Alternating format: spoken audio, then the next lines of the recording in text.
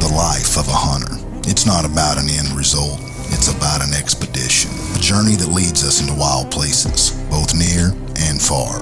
In a time where some believe hunting is not relevant to modern society, we carry the torch and stand on the foundations of those that have come before us. We continue to invest into the ecosystems of which we must sustain. It's an effort to conserve, to provide, and celebrate God's renewable resources. Yes! Hey, 380 plus. I killed a mark, dude. It is our life. It is our passion. And we make no apologies for our God-given right to hunt. For the past several years, Oklahoma has become a flagship destination for the given right. Since managing this lease, Mark and Kenneth have found consistent success for both themselves and friends that have been brought along to hunt. Each year that passes serves as an opportunity to grasp a better understanding of how these deer use and travel this property. This knowledge allows for changes to be made during the summer months to better set themselves up for success once deer season rolls around. This is a spot that we call the Burn. The reason we call it that, several years ago there was a big fire that come through here. And that's the reason you see back behind it, see a bunch of dead cottonwoods back here. That's because the fire come through here and burn it up. Well, last year we had a ton of deer that skirted us from this stand. I actually missed a deer out of this stand. Well, what they do is they'll come from back in here and they skirt us right here, come around, and they'll come around and come down, and we have a feeder up this draw right here that we're trying to cut them off going to the feeder up there. We have to cut them off. It's legal to hunt over the feed in Oklahoma, but a lot of times they don't get to that feed till dark, so we try to shoot them before they get to the feeder. So what we're gonna do, we've got the blind on this trailer right here. We're gonna move it further that way. And that will allow us to hunt it on a little bit more consistent wind. That's what we're thinking. We've got to make some sort of move because last year just didn't work other than the one time whenever I missed. We sat here probably 10 other times and the deer would stay out 70 and 80 yards, which I'm not comfortable shooting a whitetail that far. So right now we're gonna go put some new batteries in the reveal camera. Hopefully that solves our problem. Making these adjustments around the farm, whether they are as simple as moving a blind or creating new stand locations in proven travel areas, can be the difference between filling a tag or regretting that you were complacent in your tactics. As the summer came to an end, Kenneth was itching to get back to the Sooner State with his bow. I don't know if y'all can tell it or not, but it's a mite bit breezy. We might get blowed out of the tree this afternoon. We're gonna give this a try, but it's gonna be really, really windy. But we're gonna see if they'll move in it. They ought to be used to it out here because it does this all the time in Oklahoma.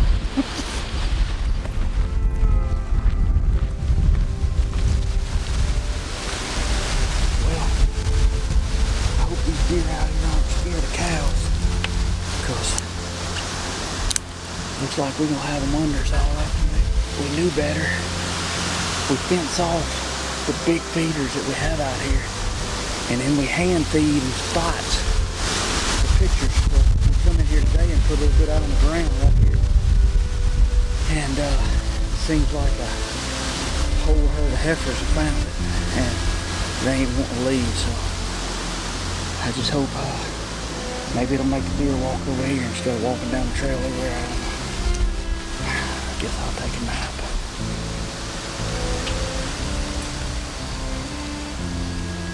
As the evening progressed, the cows made their way off just before sunset, leaving a small window of time for the deer to filter in before dark.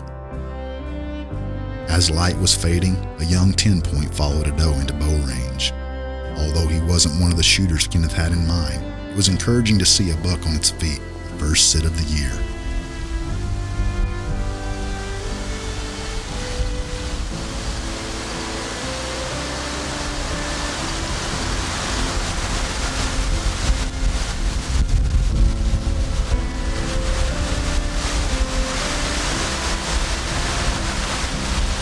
The Given Right is being brought to you by Bare Bone Outdoors, Bone Collector Game Calls, CVA, Dry Shot, Fission, and Insights.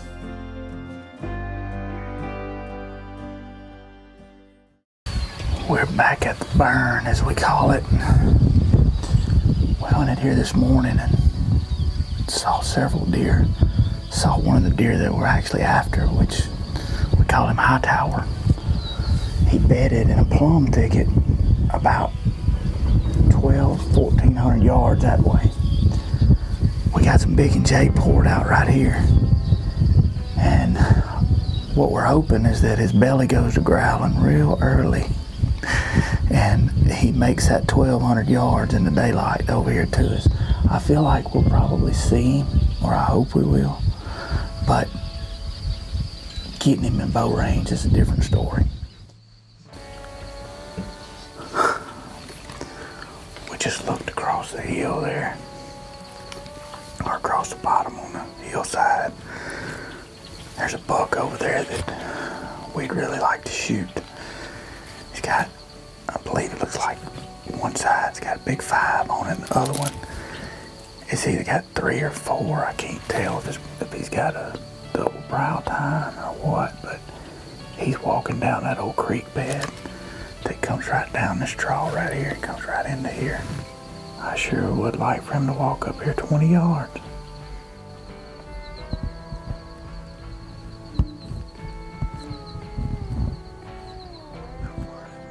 For the next 30 minutes, the buck known as Loppy was making his way to Kenneth's stand.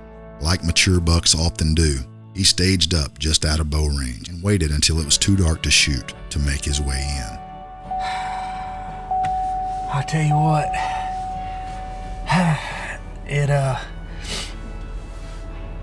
it don't hurt much worse than that right there. Anyway, we're gonna keep at it. But that right there, that's like a kick in the gut right there. Oklahoma, you have been mean to me over the years. With a wind shift overnight and a few big bucks on camera, Kenneth makes the move from the burn to a new location just a few miles down the road. We're gonna go into our new spot. We're gonna take a little Big and J in with us. We're hunting a really big wheat field here, and I want to put this Big and J out in one particular spot. So hopefully I can get them to stop in that one particular spot right there to be able to get a shot on them with a bow.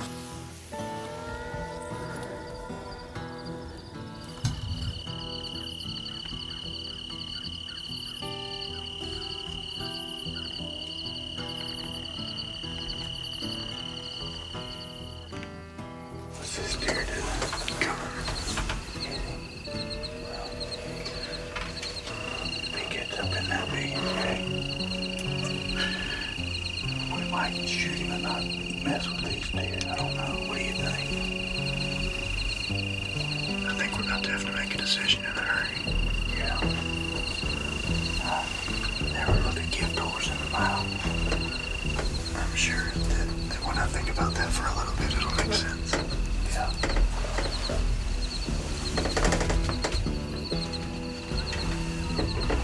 This buck was quickly closing the distance and on a straight line to where Kenneth needed him to be. A decision was made that if it presented the opportunity, Kenneth was going to take the shot.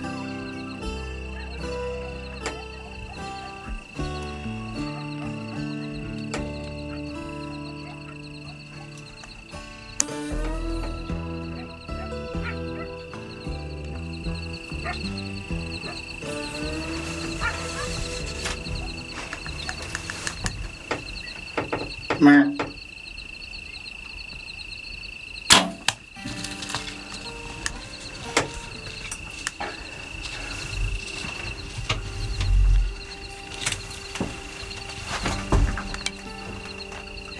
He went down right there. We just shot the long brown tine deer. He just went around right there and fell right right down there. I can still see him. We're just gonna sit here a little bit and watch him. He fell right down in the bottom right there. I had to stop him. I thought he was just gonna be 20 yards. I ended up having to shoot him at like 33. Yes, sir. Man, give me some, bud. The Given Right is being brought to you by Lethal, Polaris, Reveal, Scrape Fix, Swagger, and Tacticam. After 3 days of hunting, Kenneth let an arrow fly on a buck in Oklahoma and was headed to recover his deer. Look, laying right there.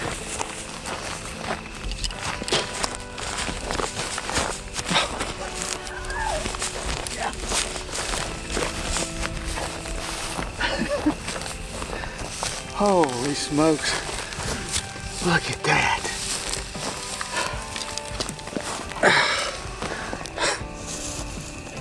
This is the same deer. We had a picture of him yesterday in here, and we know it's him because look at the brow tines on him.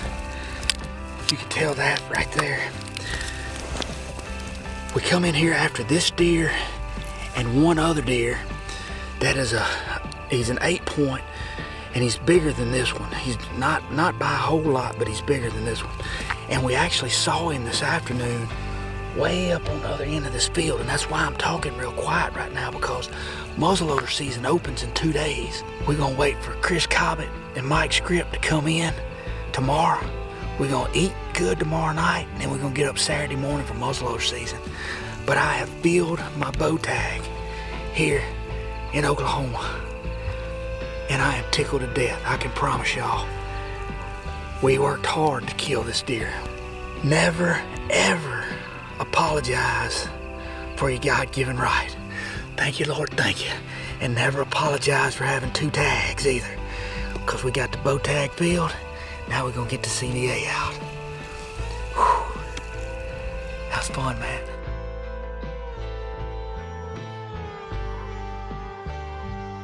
The next day was spent preparing for muzzleloader season. Ground blinds were placed in strategic areas, and Kenneth checked his sights one last time. A heat wave moved through the area over the course of the next several days, which increased the level of difficulty during this hunt. Deer were waiting until last light to show themselves, and most of the mature bucks had gone completely nocturnal. After a grueling several days of unseasonably hot weather and high winds, Kenneth received a call that Mike Script had connected at the burn on the buck called Loppy, the same deer Kenneth had seen before.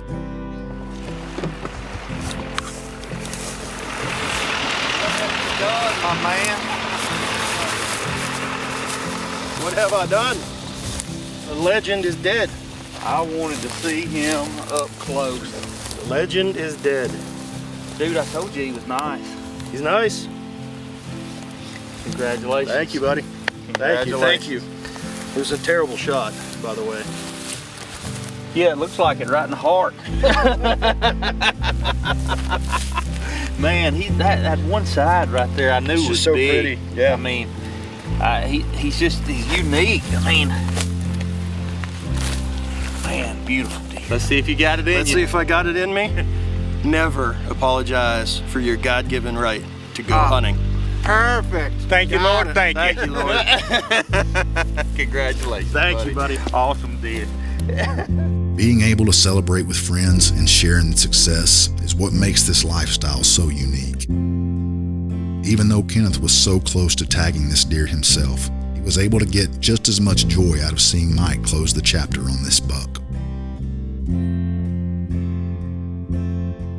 With no end in sight to the warm weather and a few more unsuccessful hunts, Kenneth made the decision to head home and wait for rifle season to open in the state. It is rifle season in Oklahoma.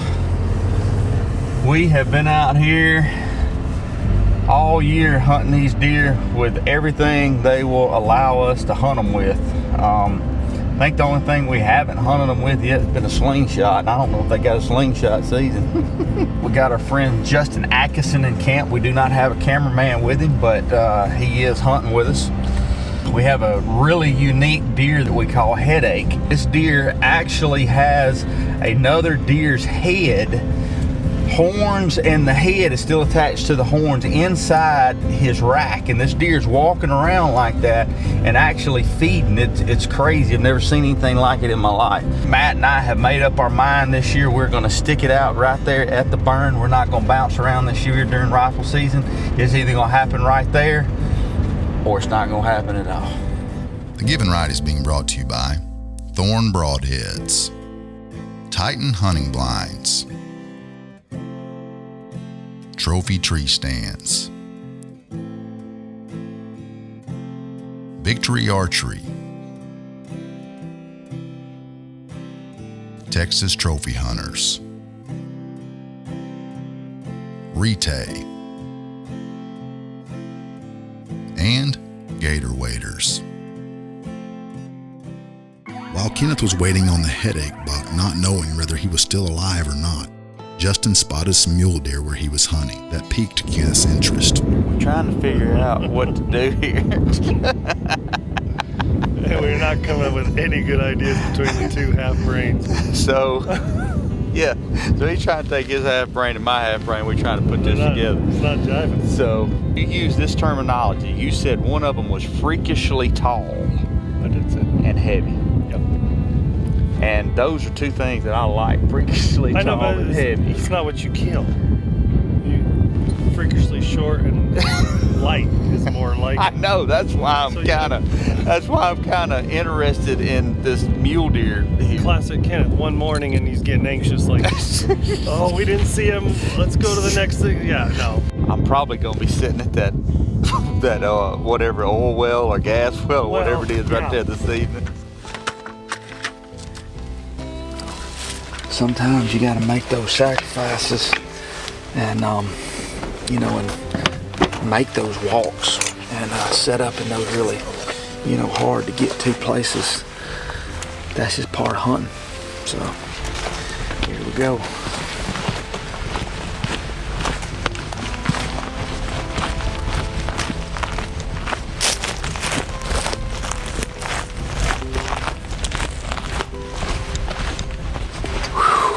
Man, I'm wore out. That was a long walk. Sweating. I'm probably gonna have to come out of these clothes a little bit and cool off.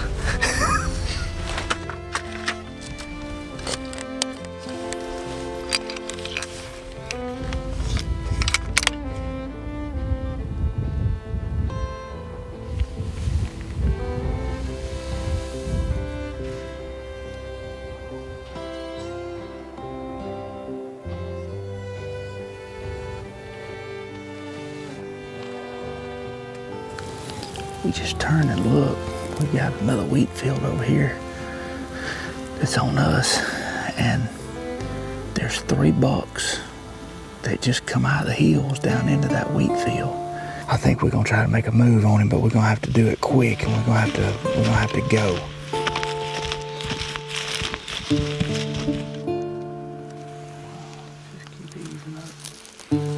As Kenneth attempted to pick out a mule deer, a whitetail they called Dagger appeared on the scene, who he had been hunting for multiple years. That's Dagger. Get on. Get on.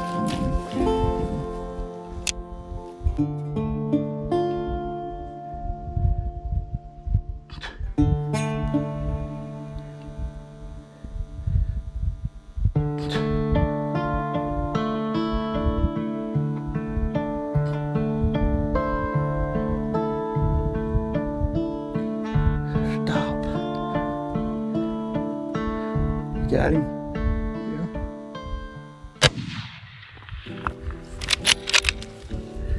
Are you on him? Yeah. Dropped him, buddy. Yes! Dropped him, buddy. Oh, we just killed Dagger. We just killed Dagger. Matthew. Woo! What? Huh? I was like, oh, you may want to shoot him. 410 yards with the 6.5 Creedmoor.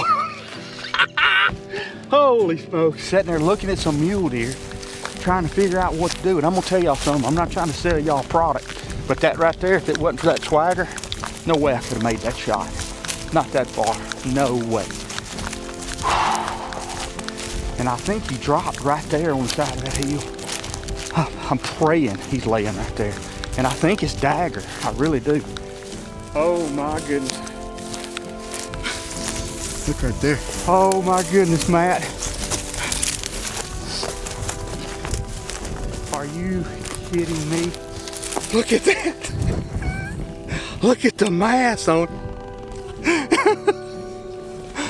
Holy smokes.